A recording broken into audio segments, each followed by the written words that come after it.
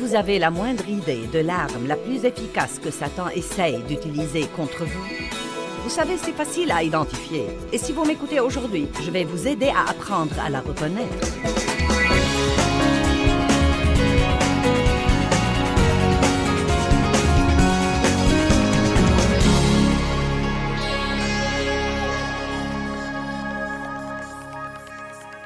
Avez-vous jamais passé un jour où vous ne saviez pas ce qui n'allait pas chez vous, mais vous aviez des pensées vraiment mauvaises à propos des autres? Et vous vous êtes demandé, pourquoi est-ce que j'ai ces pensées? Mais vos pensées étaient vraiment mauvaises et puis vous avez commencé à vous irriter contre les autres et vous vous êtes demandé, qu'est-ce qui ne va pas chez moi? Vous savez, Satan aime attaquer. On ne sait jamais exactement quand il va attaquer, mais il attaque tout d'abord votre pensée. La pensée est le champ de bataille. Vous devez vraiment faire attention à toutes vos pensées. Vous devez penser à vos pensées, car si vous ne choisissez pas vos pensées, si vous êtes passif, si vous avez la tête vide, le diable se fera un plaisir de la remplir de pensées qui empoisonneront votre vie spirituelle. Les gens achètent mon livre, Le champ de bataille de la pensée, plus que tout autre livre que nous avons, ce qui prouve que les gens ont des tas de problèmes avec leurs pensées. Donc, nous savons que Satan est menteur et qu'il se sert de pensées, de mauvaises pensées, pour amener la destruction dans notre vie. Nous savons aussi qu'il est destructeur et que l'arme dont il se sert est la souffrance. Nous avons enseigné là-dessus ce matin, comme quoi Satan veut détruire des tas de choses, mais qu'il veut surtout détruire notre foi. Et il se sert de la souffrance pour le faire, que ce soit la souffrance du rejet ou la souffrance de l'abus, quand on est enfant, ou la souffrance de la pression de l'entourage. Et il attaque votre corps s'il le peut. C'est pourquoi c'est important d'être dans une aussi bonne santé que possible pour que, quand des trucs essayent d'attaquer votre corps, vous ayez un puissant système immunitaire pour lutter contre ces trucs. Nous avons du mal à faire ce qu'il faut jusqu'à ce que nous ayons un cas urgent. Et nous devons aller plus loin dans la vie et commencer à faire ce qu'il faut tout le temps. Donc, Satan veut nous gouverner. Il vise notre volonté. Nous sommes des esprits. Nous avons une âme, nous vivons dans un corps, nous sommes tripartites. Pensez avec moi un peu. Vous avez un esprit, c'est là où vit le Saint-Esprit. C'est là où vous recevez des révélations de Dieu. C'est là où vous avez l'intuition. Vous avez là une conscience qui vous fait distinguer le bien du mal. C'est là où vous communiez avec Dieu, c'est là où vous communiquez avec Dieu. Mais vous avez une âme. Votre âme, c'est votre pensée, votre volonté et vos émotions. C'est votre personnalité. Vous avez un corps. Quand nous nous regardons les uns les autres, nous voyons des corps, mais nous ne sommes pas que cette coquille extérieure que nous voyons. Et bien que votre esprit soit en bon état parce que vous avez reçu le Christ comme votre sauveur et qu'il vous a purifié et qu'il vous a sanctifié parce qu'il ne peut pas demeurer dans un lieu qui n'est pas saint, vous pouvez avoir un cœur juste et un esprit juste et pourtant avoir une âme désordonnée. Et vous pouvez avoir une pensée désordonnée. Votre volonté peut être toujours têtue et orgueilleuse et vos émotions peuvent toujours être une épave. Et pour que ce qui est dans votre esprit se manifeste par l'intermédiaire de votre corps, là où il peut servir aux autres, votre âme doit faire un travail là-dedans, car tout ce qui est dans votre esprit doit passer par votre âme. Je vous prêche, mais à bien des égards, cela passe par ma personnalité, par ma voix. J'ai dû penser à ce message. J'ai dû décider d'être ici. Tant de gens ont l'occasion de faire quelque chose de grand et de puissant dans leur vie, mais ils ne s'occupent jamais de leur âme. Hébreux 4 dit « Seule la parole de Dieu peut partager âme et esprit. » Pourquoi est-ce important d'apprendre à partager âme et esprit? Simplement parce que votre âme ne vous dit rien sur Dieu, votre âme ne vous parle que de vous. Votre âme ne vous dit pas ce que pense Dieu, elle vous dit ce que vous pensez. Elle ne vous dit pas ce que ressent Dieu, mais ce que vous ressentez. Elle ne vous dit pas ce que veut Dieu, elle vous dit ce que vous voulez. Si nous voulons savoir ce que Dieu veut, pense et ressent, la parole de Dieu qui nous guide doit être le numéro 1 dans notre vie. Elle est plus grande que ce que je pense ou ce que vous pensez. Elle est plus grande que ce que je raisonne ou je comprends ou je ne comprends pas. Elle est plus grande que tout ce que je ressens. Ce que je ressens n'a pas d'importance. La parole de Dieu est la parole de Dieu. Je ne sens pas que Dieu m'aime, eh bien, il vous aime. Je ne sens pas que j'ai un avenir, eh bien, vous avez. Je ne sens pas que je peux surmonter mon passé, eh bien, vous pouvez. Et plus que toute autre chose, les gens parlent souvent de ce qu'ils ressentent. Je me demande parfois si nous servons le Dieu de nos sentiments ou le Dieu de la Bible. Je sens, et je ne sens pas, et je ne sens pas. Nous devons comprendre l'importance d'honorer et de respecter la parole de Dieu au-dessus de ce que nous pensons, de ce que nous voulons et de ce que nous ressentons. On me demande souvent ce que je pense des choses comme le voyage. Joyce, que penses-tu de voyager tout le temps? Eh bien, le seul moyen de pouvoir le faire, c'est que je ne me demande pas ce que je ressens. Vous vous attirez beaucoup d'ennuis quand vous vous demandez ce que vous ressentez. Quand vous laissez vos sentiments voter, vous êtes déjà sur la voie de la défaite. Satan se sert de vos sentiments pour vous contrôler, pour vous éloigner de la volonté de Dieu. Je suis allée en Nouvelle-Guinée il y a plusieurs mois. Un long voyage, 40 heures en avion aller-retour. Décalage horaire aller, décalage horaire retour. Mon corps était perturbé, mes modes de sommeil perturbés. Es-tu excitée à l'idée d'aller à Papa en Nouvelle-Guinée, Joyce? Les gens veulent toujours savoir si je suis excitée à l'idée de faire ceci et cela. Et la chose intéressante, c'est que je n'étais vraiment pas excitée à l'idée d'aller, mais j'étais engagée à aller. Il y a une grande différence entre l'excitation et l'engagement. Amen? Maintenant, allez, vous dites, tu n'étais pas excitée? Eh bien, j'ai fait ça maintes et maintes fois. Je sais ce que ça implique. Maintenant, la première fois, j'étais très excitée. Mais dès que j'ai souffert du décalage horaire, je ne l'étais plus. Dès que j'ai voulu dormir toute la journée et rester éveillée toute la nuit, je n'étais plus excitée. Quand j'ai quitté, j'avais attrapé un virus. J'avais mal à l'estomac. Je suis montée en avion. 1 heure plus tard, j'ai eu la nausée et j'ai commencé à vomir. Et ce n'est pas une partie de plaisir de s'asseoir dans un avion pour 22 heures quand vous avez mal à l'estomac et que vous voulez vous glisser dans un trou et mourir. Non, je n'étais pas excitée. Et il ne faut pas en avoir honte. Cela ne veut pas dire que mon cœur n'était pas juste. Cela veut dire que j'ai appris à vivre au-delà de mes sentiments. J'aimerais mieux avoir quelqu'un d'engagé envers moi que quelqu'un d'excité. C'est ce qui arrive à tant de mariages, quand l'excitation s'en va, et c'est inévitable. Allez! Si vous êtes marié depuis 10 ans, je parie que quand votre mari arrive, ça ne vous donne pas la chair de poule.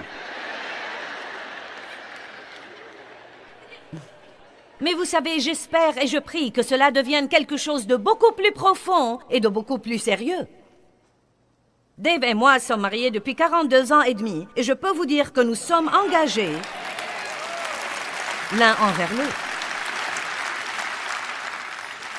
Mais Satan veut nous contrôler, et une des choses principales qu'il fait, c'est qu'il nous ment. Et si nous croyons ces mensonges, cela commence à affecter nos émotions. Et si nous devenons trop émotifs, cela commence à affecter nos décisions, et tout finit par devenir un gâchis. Donc, Satan veut que nous soyons indépendants de la volonté de Dieu.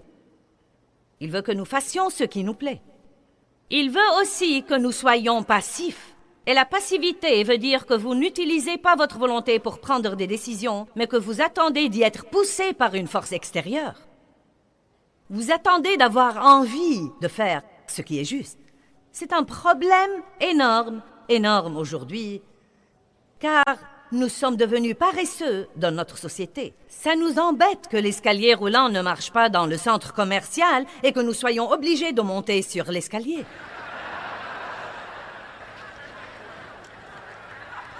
Nous nous impatientons si notre branchement Internet prend 45 ou 50 secondes au lieu de 10 secondes pour nous connecter.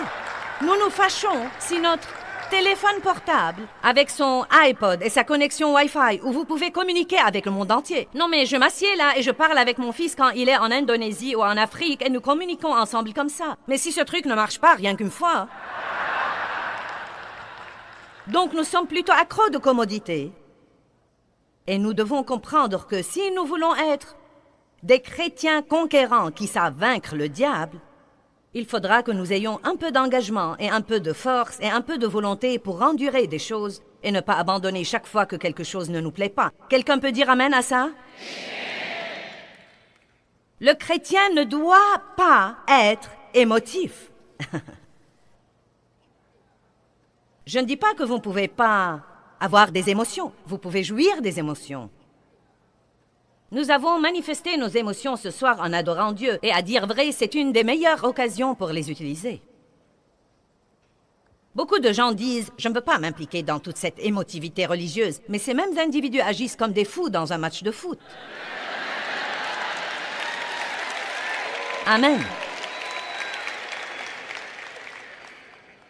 Mais être émotif veut dire que vous êtes mené par vos sentiments. Il y a des fois où je n'y peux rien et vous n'y pouvez rien non plus. Les émotions...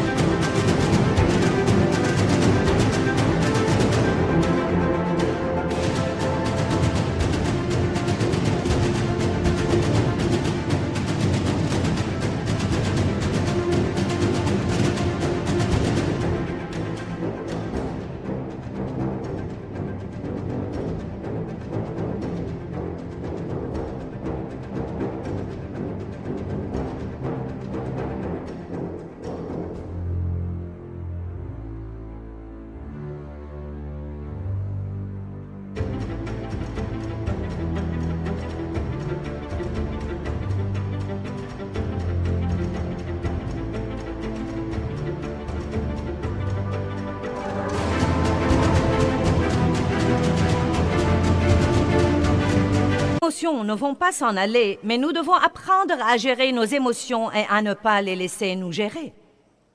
Vous faites de grands progrès quand vos sentiments ne sont pas comme il faut et que vous choisissez pourtant, en utilisant votre volonté, de faire ce qu'il faut. Laissez-moi vous dire quelque chose, c'est une victoire et c'est une puissance. La puissance sur Satan ne veut pas dire que nous avons l'autorité de le tenir à distance, là où il ne peut jamais nous attaquer, jamais nous mentir, jamais venir contre nous. La puissance que nous avons, c'est que quand il nous attaque, nous n'avons pas à agir comme lui.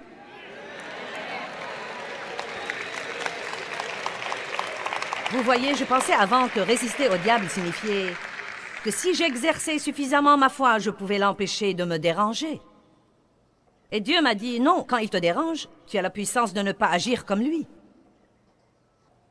Nous sommes censés agir comme Dieu au milieu de nos épreuves et tribulations. Les gens émotifs font beaucoup de sérieuses erreurs. Ils vivent d'après leurs sentiments. Ils prennent des décisions d'après leurs sentiments. Et ils finissent par désobéir à Dieu. Les décisions façonnent notre caractère. Et elles tracent le cours de notre vie. L'amour, par exemple, est un thème principal dans la parole de Dieu. Et pourtant, il manque tellement dans l'Église aujourd'hui. Faites attention à ce que l'Église ne devienne un club social où nous allons tous pour nous divertir.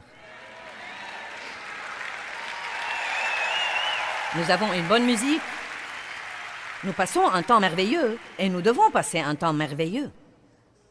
Mais il y a aussi des moments où nous devons être sérieux et écouter une parole puissante de Dieu. Ne vous fâchez pas si vous n'avez pas un dessert chaque fois que vous allez à l'église. Vous avez parfois besoin de la viande et des légumes que vous n'aimez pas. Vous devez écouter la partie de la parole que vous aimeriez ne pas écouter, mais c'est ce que vous devez écouter. Nous devons entendre parler de l'amour et savoir que c'est plus qu'une charité sentimentale où nous nous étreignons et nous disons « Je vous aime de l'amour du Seigneur ». Mais ne m'appelle pas et ne me demande pas de t'emmener en voiture car je ne veux pas changer mon chemin pour te prendre. Mais je vous aime de l'amour du Seigneur. Allez maintenant, vous m'entendez? L'amour n'est pas une question de ce que je ressens ou ne ressens pas. Ce n'est pas un sentiment, c'est une volonté. C'est quelque chose que je dois faire exprès. Vous pouvez décider de marcher dans l'amour. Vous dites, cette personne ne me plaît pas, comment pourrais-je l'aimer? Que cette personne vous plaise ou non n'a rien à voir avec l'amour.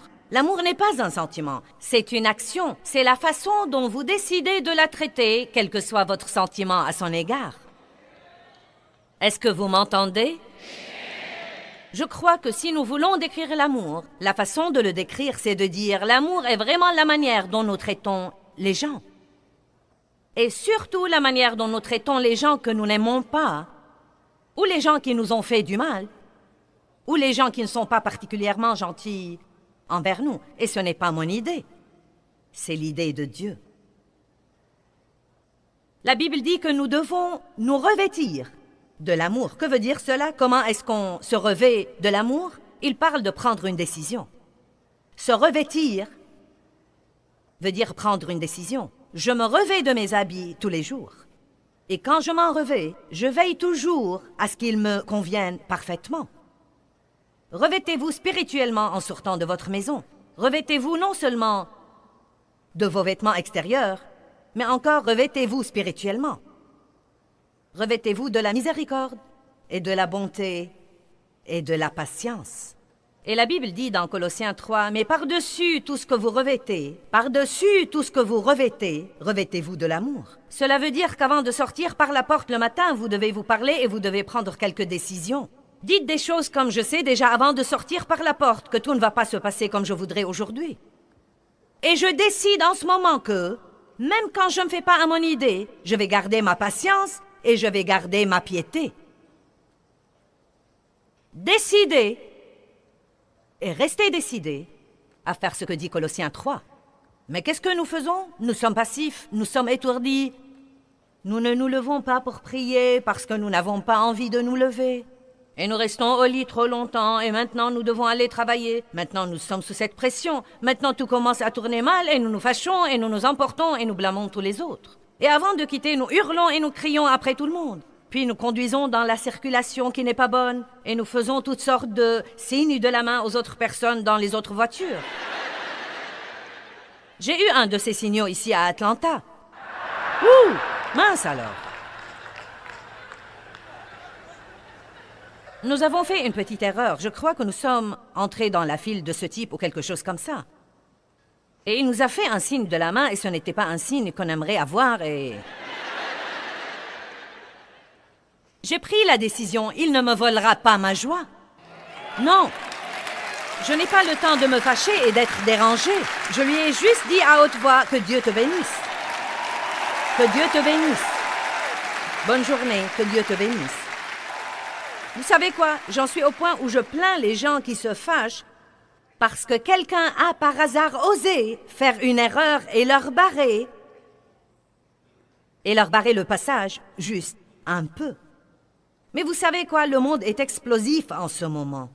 Les gens sont prêts à exploser à tout moment à cause de la pression qu'ils ont dans leur vie. Ils vivent d'après leurs émotions, ils vivent sans réfléchir, ils font ce qu'ils ressentent. Ils ne prennent pas des décisions d'après la parole de Dieu, ils ne prennent pas des décisions sages. Les gens achètent des choses sur un coup de tête et puis ils ont toute cette pression des dettes. Et maintenant, ils s'emportent contre tout le monde et ils sont furieux contre leur patron parce qu'il ne leur paye pas assez. Et maintenant, leur pression financière est de sa faute.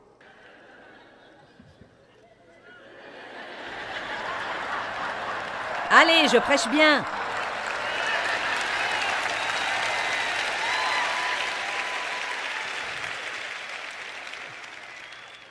Ce n'est pas la responsabilité de votre patron de vous surpayer pour votre travail, car vous avez agi selon la chair et acheté tout ce qui vous est passé sous le nez. Nous devons vivre selon nos moyens et attendre avant d'acheter certaines choses et comprendre que nous ne sommes pas obligés de tout acheter et d'utiliser nos cartes de crédit où que nous allions et être prêts soit à nous passer des choses dont nous pouvons nous passer et épargner de l'argent pour les payer comptant. Allez maintenant, je prêche bien.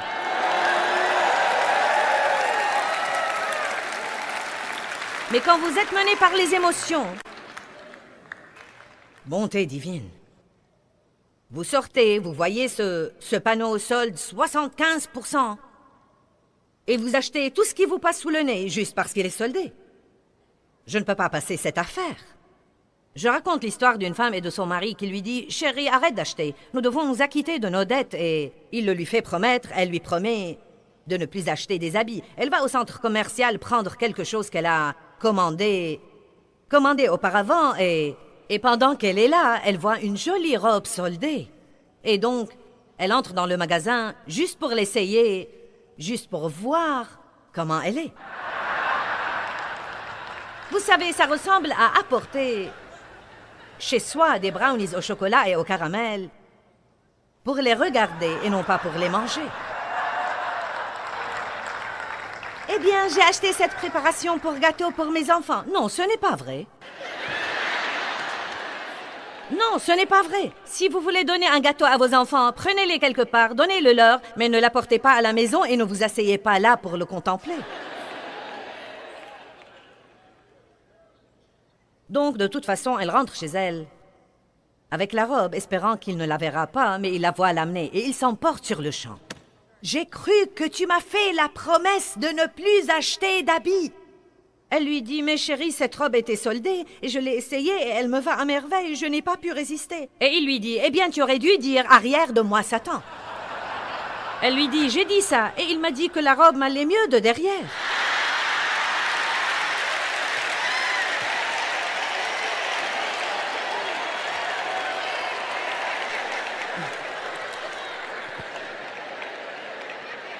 Amen. Nous devons apprendre à nous revêtir de l'amour et à faire ce qu'il faut et à faire les bons choix et à tenir nos engagements.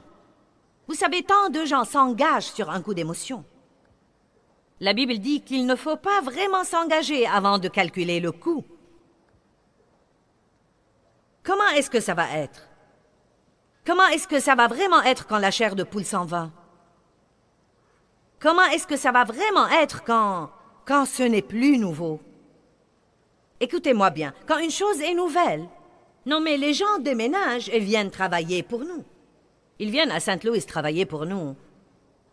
On dirait qu'ils sont morts et qu'ils sont allés au ciel. Ah! Oh, je n'arrive pas à croire que je travaille pour Joyce Meyer. Ils doivent penser que nous allons nous asseoir et bavarder pour 5 heures tous les jours. Et après qu'ils soient là et découvrent qu'ils ne me voient jamais, car je suis rarement dans mon bureau, je travaille toujours ailleurs, et nous voulons qu'eux travaillent aussi. Ils découvrent que nous ne flottons pas sur un nuage toute la journée en chantant Alléluia encore, mais que nous travaillons et que nous nous attendons à l'excellence. C'est incroyable. C'est vraiment incroyable, les idées irréalistes que nous avons des choses. C'est pourquoi vous ne devez pas faire les choses d'après vos émotions. Vous ne devez pas épouser quelqu'un d'après vos émotions. Vous devez vous assurer que vous calculez le coût et vous êtes vraiment prêt à vous engager.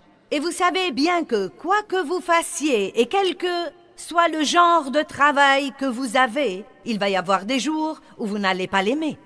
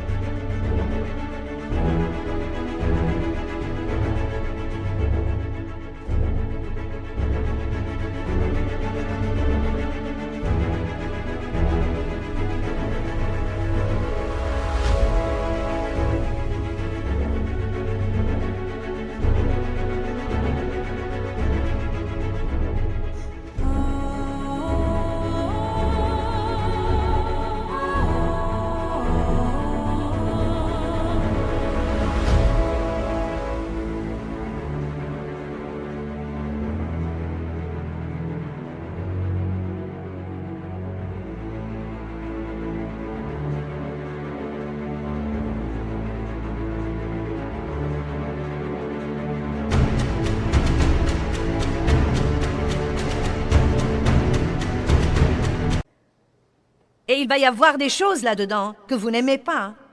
Et quoi que vous fassiez, il va y avoir des moments dans la vie où vous allez vous fatiguer de faire la même chose encore et encore et encore et encore. Quand les choses de la vie perdent leur nouveauté, nous découvrons ceux qui sont vraiment engagés à mener les choses à bonne fin. Nous devons commencer à faire ce que Dieu veut que nous fassions parce qu'il veut que nous le fassions et arrêter d'être menés par les émotions. Y a-t-il quelqu'un ici qui peut dire que ces émotions lui créent un peu d'ennui?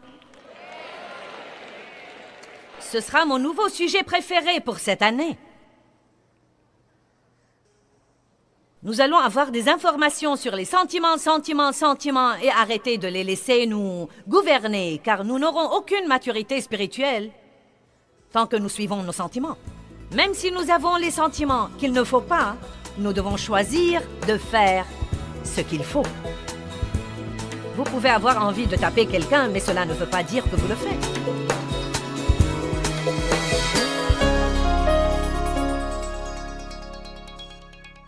Eh bien, la Bible dit dans Jacques 4,7, « Soumettez-vous donc à Dieu.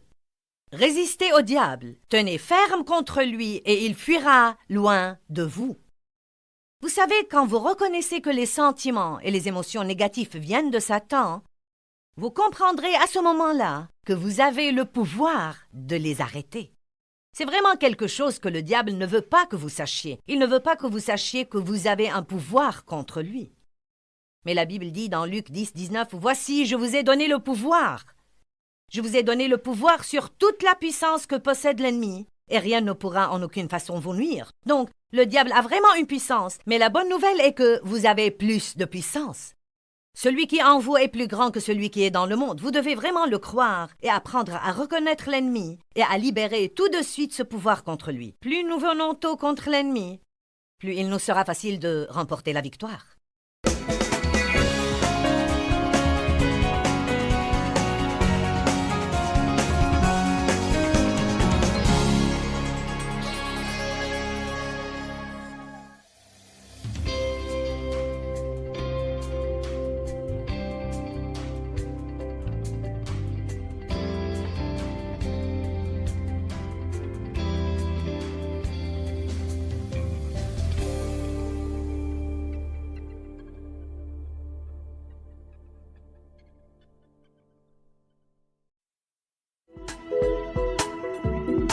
Avez-vous jamais fait quelque chose de mal et demandé à Dieu de vous pardonner, mais vous n'avez pas pu vous débarrasser de ce sentiment honteux que vous aviez au-dedans de vous? Eh bien, vous savez, l'accusateur condamne toujours.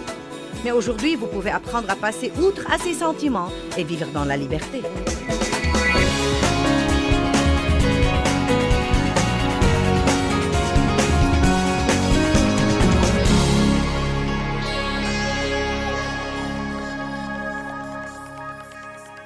Galates 6, 8 à 10.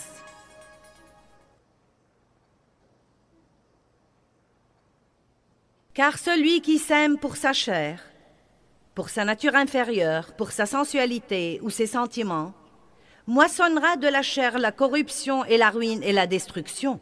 Combien d'entre vous comprennent ça? Si vous vivez d'après vos sentiments, vous moissonnerez la ruine, la corruption et la destruction.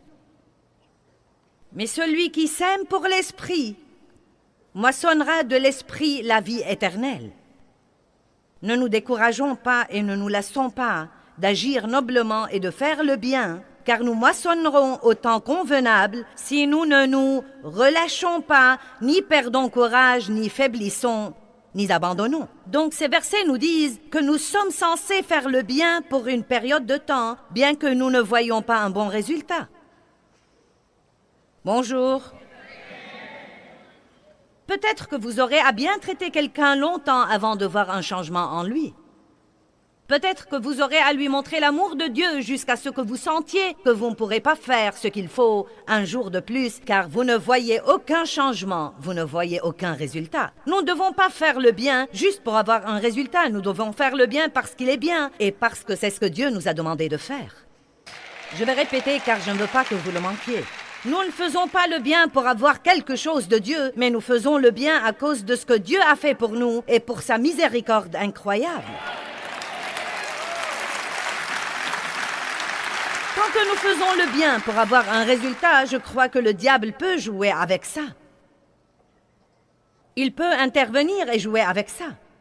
Vous devez payer la dîme et donner les offrandes, car c'est bien. Et vous moissonnerez des fruits, mais la Bible dit, tant que la terre subsistera, les semailles et la moisson ne cesseront pas. Mais nous devons le ralentir et le dire comme il faut. Tant que la terre subsistera, il y aura un temps pour les semailles Et longtemps, et longtemps, et plus longtemps que vous ne croyez que vous pouvez supporter, et longtemps, et longtemps, et longtemps, et longtemps, et longtemps, et longtemps, puis viendra la moisson. Amen.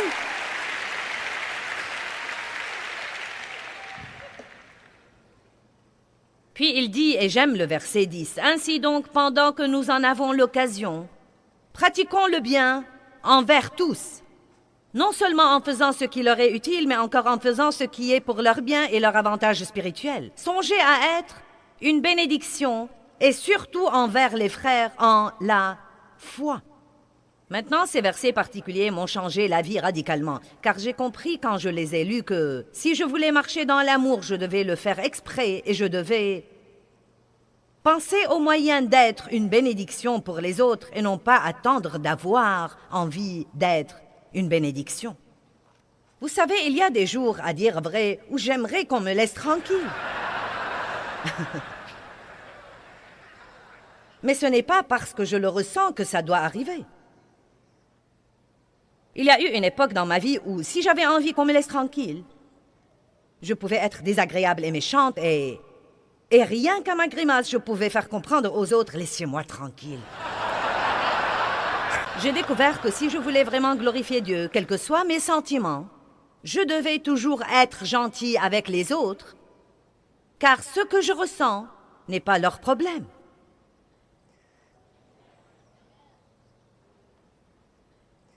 Le pardon est un autre exemple, je crois. Vous ne pardonnez pas à quelqu'un juste parce que vous en avez envie ou non.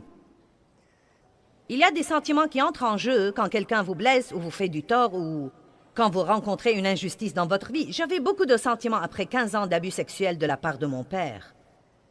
Beaucoup de sentiments et aucun d'eux n'était agréable. Comme j'ai approfondi ma relation avec Dieu, j'ai compris que je ne pouvais pas prier la prière officielle. Je pardonne à mes ennemis, je devais vraiment pardonner. Amen.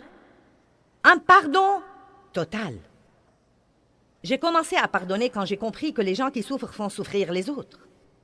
Mon père m'a fait souffrir car il souffrait et quelqu'un d'autre lui avait fait du mal.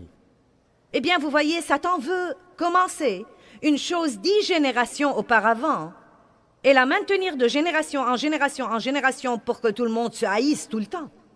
Et quand vous faites ça, vous continuez à reproduire la même douleur.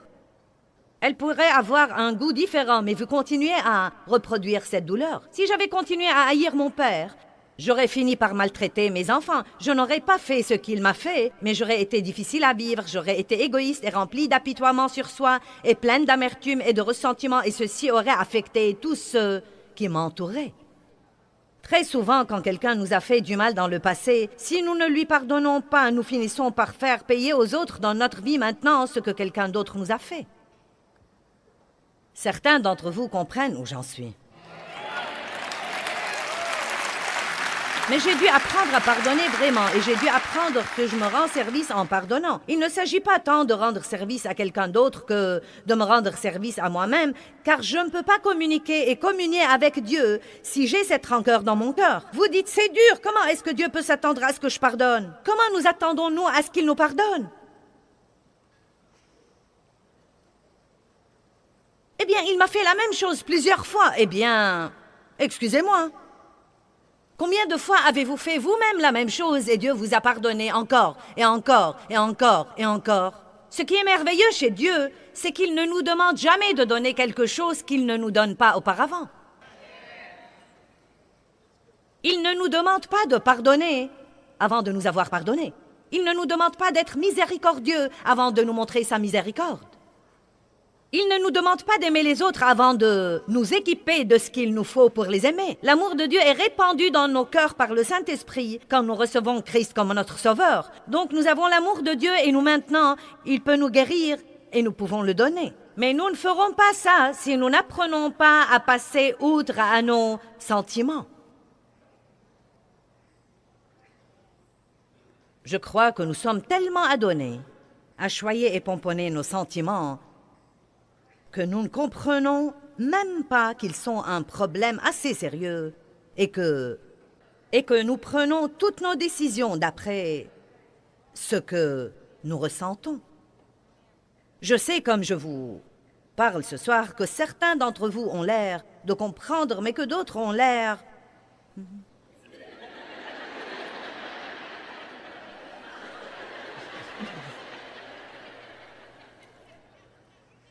À quel point est-ce que vous laissez vos sentiments gérer votre vie? À quel point laissez-vous vos sentiments vous dicter votre humeur et votre façon de traiter les gens? À quel point est-ce que vous laissez vos sentiments vous dicter ce que vous dites? Oh, il y a quelqu'un là-bas qui a l'air d'avoir saisi celle-ci. Éphésiens 4, 26.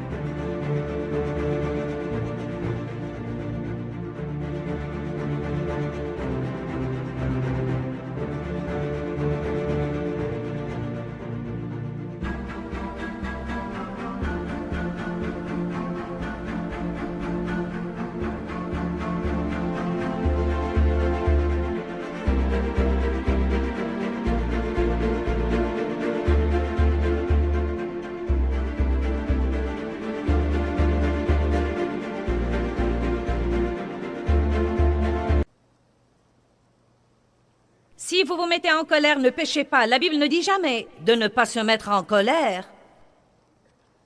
Car à dire vrai, la colère est une émotion difficile à éviter. Cela veut dire que quand vous vous mettez en colère, n'agissez pas mal. Que le soleil ne se couche pas sur votre colère, votre exaspération, votre fureur ou votre indignation. Je crois que c'est formidable que Dieu nous ait donné toute la journée. Mais c'est vraiment mauvais quand vous vous fâchez tard dans la nuit et que vous n'avez pas longtemps pour vous réconcilier avant d'aller vous coucher. Moi, par exemple, j'ai dormi sur la couture du matelas pour ne pas toucher Dave la nuit. Non mais... Pousse-toi. Ne me touche pas. Je me rappelle que j'ai dormi là une nuit et que j'ai gelé parce qu'il avait toute la couverture et que je ne voulais pas la lui demander. J'étais décidée à ne pas lui adresser la parole. Et il ronflait, et il avait des rêves agréables, et il était au chaud sous sa couverture. Et il avait toute la place et il était étalé de tous les côtés. Laissez-moi vous demander, qui a donc gagné? Pas moi.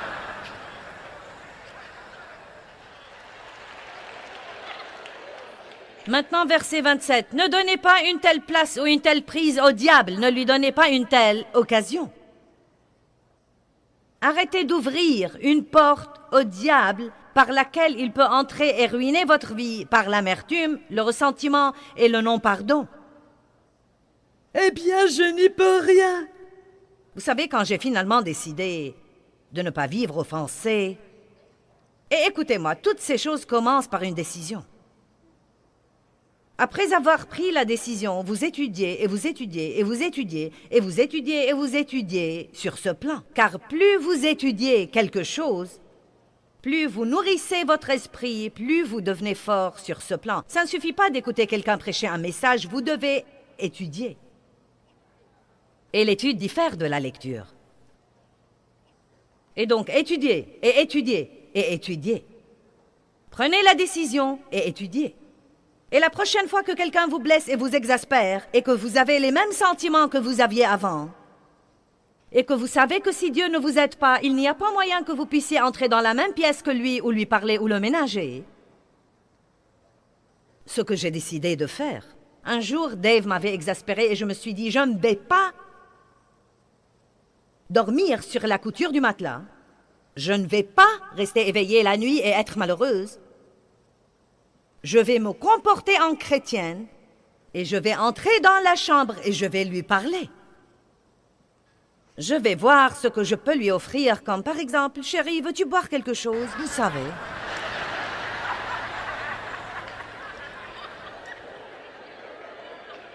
Et je n'ai pas pu entrer là pour faire ça.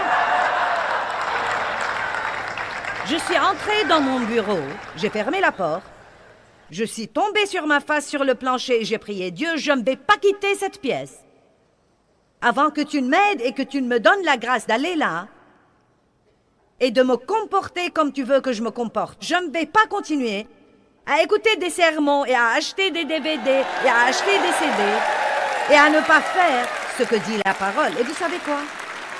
J'ai prié et prié et prié. Et je suis sortie du bureau et entrée dans la pièce où était Dave.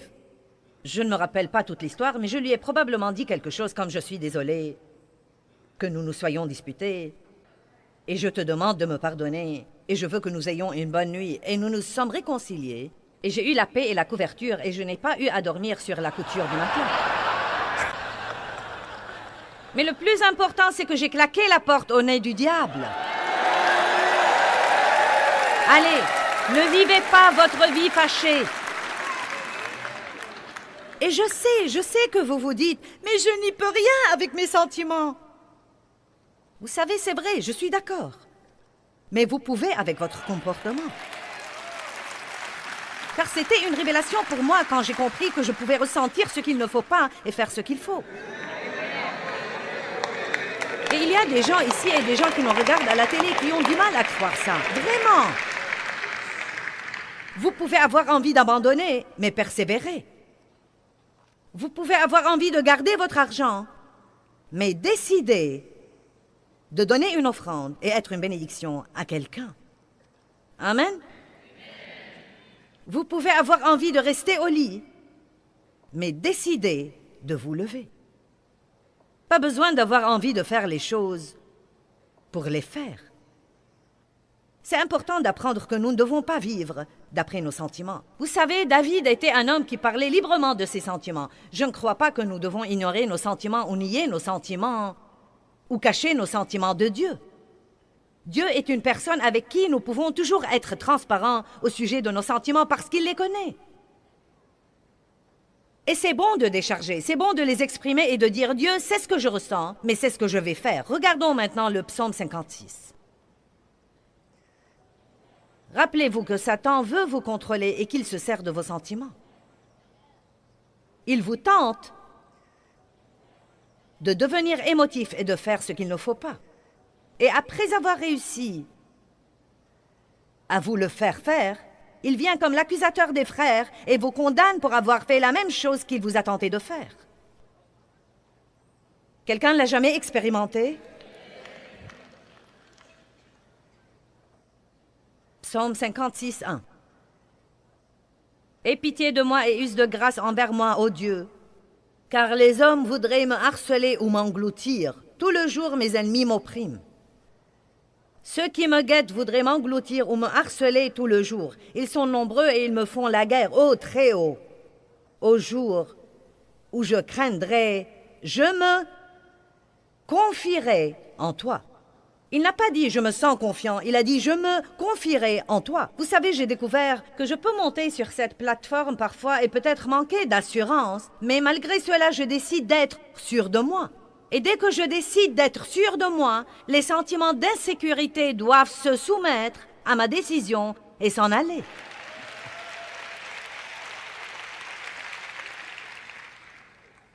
Au jour où je craindrai, je me confierai en toi et je mettrai ma confiance et mon espérance en toi. Verset 4. Avec l'aide de Dieu, je glorifierai sa parole. Je m'appuie sur Dieu, je compte sur lui et je me fie en toute confiance à lui. Je ne crains rien. Que peuvent me faire les hommes? Et la crainte alors? Vous savez, la crainte est vraiment un sentiment produit par un mauvais esprit qui nous attaque. Un sentiment. Vous tremblez. Vous êtes angoissé et stressé, vous avez le trac. Vous avez envie de fuir plutôt que de faire face aux choses. Et quand Dieu dit dans la Bible « ne crains pas », il ne vous dit pas de ne pas sentir la crainte. Il vous dit « quand vous sentez la crainte, ne fuyez pas ». Ne cherchez pas à éviter ce que vous êtes censé faire, mais continuez à aller de l'avant et à faire ce que vous croyez que Dieu vous a dit de faire. Josué chapitre 1, verset 3. « Tout lieu que foulera la plante de votre pied, je vous l'ai déjà donné. » Dieu nous a donné la terre, mais nous devons aller la prendre. Et ce qui va arriver, c'est que Satan va venir contre nous et essayer de nous faire reculer par la crainte. Et si vous échouez, et si ceci, et si. Vous me comprenez? Mais j'ai peur. Eh bien, faites-le en ayant peur. Il y a tant de choses que Dieu vous réserve. Vous avez tant de potentiel. Vous ne savez pas comment Dieu peut utiliser ou se servir d'une personne ordinaire. Et vous devez aimer Dieu et être disponible. Et être prêt à sortir de la barque et ne pas fuir les difficultés. Quand David a fait face à Goliath, j'aime ce que dit la Bible à ce sujet. Il regardait Goliath et Goliath était tellement plus grand que lui. Et ses frères et le roi lui ont dit à lui et à tous les autres, « Oh, il n'y a pas moyen que tu le vainques. » Donc il a été découragé par tous ceux qu'il aimait. Et la Bible dit que David a couru à toute vitesse vers la ligne de bataille. Je crois parfois que nous pensons excessivement. Quand vous faites face à votre Goliath, ne pensez pas tellement à lui. Avancez-vous par la puissance de Dieu et vainquez-le. Donc, il dit ce qui suit. C'est ce que je ressens, mais je vais. Utilisez votre volonté pour choisir de faire le bien. Et quoi que vous fassiez, ne soyez pas passif, car ne pas décider est toujours une décision. Vous décidez de ne pas décider. Amen. Les résolutions. Nous ne faisons rien parce que nous ne savons pas quoi faire. Devrais-je aller faire ceci? J'ai envie d'être missionnaire. Devrais-je aller en Inde? Devrais-je aller en Afrique? Devrais-je aller en Chine? 5 ans plus tard, vous dites, eh bien Dieu, j'ai envie d'être missionnaire. Mais devrais-je aller quelque part? Faites quelque chose de peur de ne rien faire. Et si je vais au mauvais endroit, eh bien vous apprendrez à ne pas y retourner. Amen. Quand Dieu m'a appelé au ministère, je ne savais vraiment pas ce que j'étais censée faire. Je me disais, je dois travailler pour servir Dieu. Et je ne savais pas quoi faire, donc j'ai travaillé dans la garderie. En 2 semaines, j'ai su que ce n'était pas mon appel.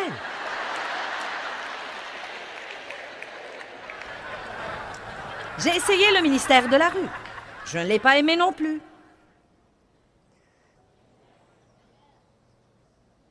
Arrêtez d'être une personne super spirituelle et d'attendre l'apparition de 3 anges et d'attendre 2 prophéties personnelles avant d'aller faire quelque chose. Eh bien, et si je rate Dieu? Et si je rate Dieu? Oh, si je rate Dieu? Eh bien...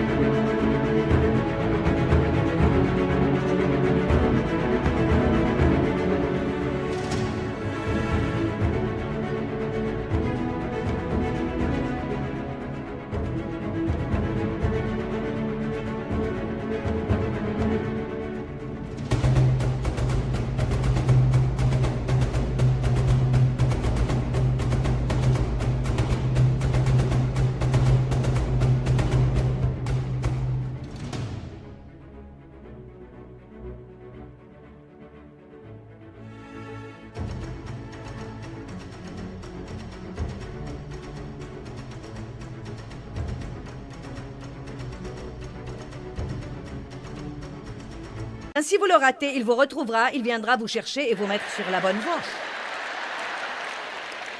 Ne vivez pas dans la crainte. 1 Corinthiens 3, 1 à 3. Jésus est mort pour que vous ayez une vie. Et non pas pour que vous restiez là à tout craindre et à être fâché tout le temps, et égoïste et égocentrique et plein d'apitoiement sur soi, et paresseux et fainéant. Vous dites, eh bien, j'aimerais bien que quelque chose de bien m'arrive. Il y a 2 sortes de gens, les gens qui attendent que quelque chose se produise et les gens qui font que quelque chose se produise. 1 Corinthiens 3, 1 à 3. Et moi, frère, je n'ai pas pu vous parler comme à des hommes spirituels. Il s'adresse à l'église de Corinthe qui avait les dons de l'esprit. Ils parlaient en langue, ils prophétisaient les uns aux autres. Ils étaient censés être le groupe spirituel. Mais il leur dit, « Et moi, frères, je n'ai pas pu vous parler comme à des hommes spirituels, mais comme à des hommes non spirituels, à des hommes charnels, en qui prédomine et gouverne la nature charnelle. J'ai dû vous parler comme à de petits enfants, dans la nouvelle vie en Christ, encore incapables de parler. » C'est plutôt intéressant car ils parlaient évidemment, mais Paul leur dit, « Vous ne savez même pas parler comme il faut. » Car quand vous devenez chrétien, quelque chose doit arriver à votre bouche. Elle a besoin d'être sauvée. Certains d'entre vous se sont repentis de leurs péchés, mais leur bouche n'est pas sur l'autel. Puis-je avoir un grand amen? Et nous disons toujours ce que nous voulons dire, et nous le disons quand nous voulons le dire. Le diable nous tentera de dire des choses stupides. Et dès que nous les disons, il nous accuse et il nous culpabilise pour la chose même qu'il nous a tenté de faire ou dire. Amen. Il est l'accusateur des frères. Je vous ai donné d'huile et non de la nourriture solide, car vous n'étiez pas encore assez fort pour la supporter. Et même à présent, vous n'êtes pas assez fort pour la supporter, parce que vous êtes encore non spirituel, vous avez la nature de la chair, parce que vous êtes sous le contrôle des impulsions ordinaires. Alléluia. Donc, vous vivez d'après vos émotions. Puis il leur dit, tant qu'il y a l'envie et la jalousie, et les disputes, et les dissensions, et les conflits, tant qu'il y a toute cette jalousie et cette envie, eh bien, tu chantes dans la chorale et moi pas. Je suis fâchée. Tu as une nouvelle robe et moi pas. Ça fait 20 ans que j'espère en Dieu pour un mari et je suis toujours célibataire. Et tu as été sauvée la semaine passée et tu es déjà mariée.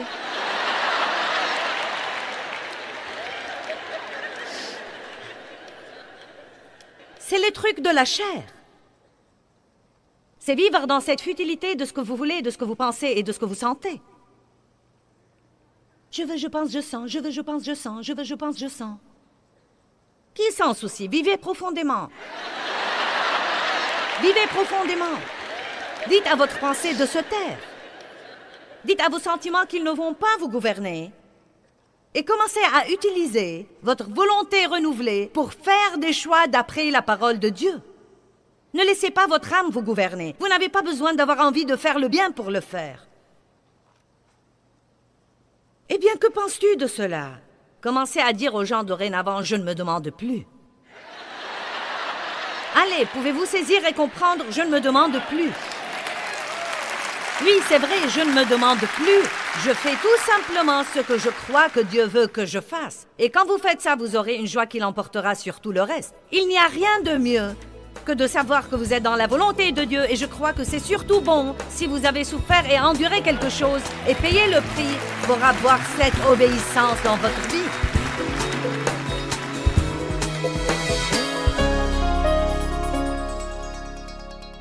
Eh bien, la Bible dit dans Jacques 4,7, « Soumettez-vous donc à Dieu. Résistez au diable, tenez ferme contre lui et il fuira loin de vous. » Vous savez, quand vous reconnaissez que les sentiments et les émotions négatives viennent de Satan, vous comprendrez à ce moment-là que vous avez le pouvoir de les arrêter. C'est vraiment quelque chose que le diable ne veut pas que vous sachiez. Il ne veut pas que vous sachiez que vous avez un pouvoir contre lui. Mais la Bible dit dans Luc 10, 19, « Voici, je vous ai donné le pouvoir.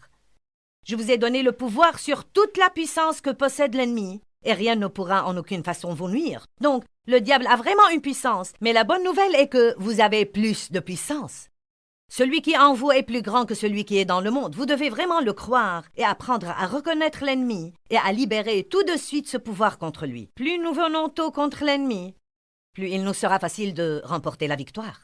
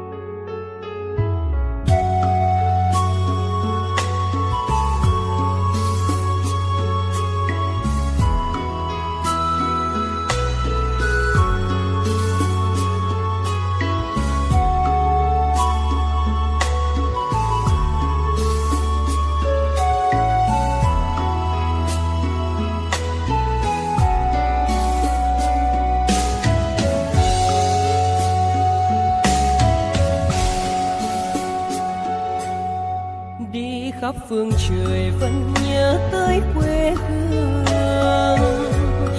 Người về đây thăm làng Trù quê mẹ và làng Sen quê cha, xúc động bồi hồi người rơi giọt lệ, thương mái nhà cháy.